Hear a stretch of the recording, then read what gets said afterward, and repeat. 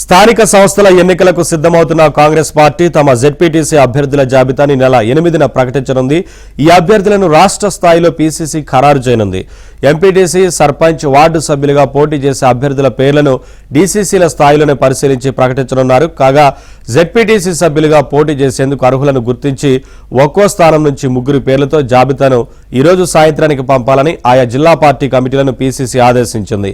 ఈ విషయంలో ఆయా జిల్లాల ఇన్ఛార్జి మంత్రులు, జిల్లా మంత్రులు, స్థానిక ఎంపీ, ఎమ్మెల్యే, ఎమ్మెల్సీ తదితర సీనియర్ నేతల అభిప్రాయాలను పరిగణలోకి తీసుకోవాలని సూచించింది.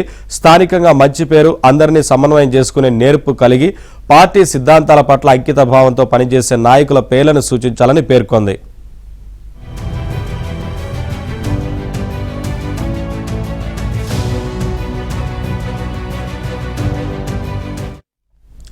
స్థానిక ఎన్నికల్లో బీసీలకు 42% రిజర్వేషన్లు కల్పిస్తూ రాష్ట్ర ప్రభుత్వం తీసుకున్న నిర్ణయానికి అనుగుణంగా ఆయా ప్రాంతాల్లో బీసీల నాయకత్వాన్ని బలపరిచేలా ఈ జాబితాలు ఉండాలని తెలిపింది. కాగా ఆయా జిల్లా ఇన్ఛార్జి మంత్రుల నేతృత్వంలో జరిగిన పార్టీ ముఖ్యుల సమావేశాల్లో ఏకాభిప్రాయంతో ఆమోదించిన పేర్లతో రూపొందించిన జాబితాలు ఇప్పటికే పీసీసీకి చేరినట్లు తెలిసింది.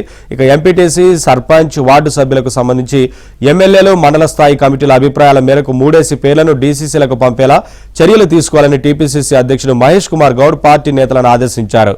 ఈ రోజు సాయంత్రం వరకు ఆయా జిల్లాల నుంచి అందిన జెడ్పీటీసీ అభ్యర్థుల జాబితాను సోమవారం రాష్ట్ర స్థాయిలో పరిశీలించి ప్రాధాన్యత క్రమంలో సవరించనున్నట్లు తెలిసింది. అనంతరం ఈ నెల 7న పీసీసీ చీఫ్తో పాటు ఎన్నికల కమిటీ ప్రతినిధులు సీఎం రేవంత్ రెడ్డితో సమావేశమై ఆయా జిల్లాల నుంచి వచ్చిన జాబితాలను పరిశీలించి జాబితాపై నిర్ణయం తీసుకుంటారని పీసీసీ వర్గాలు పేర్కొన్నాయి.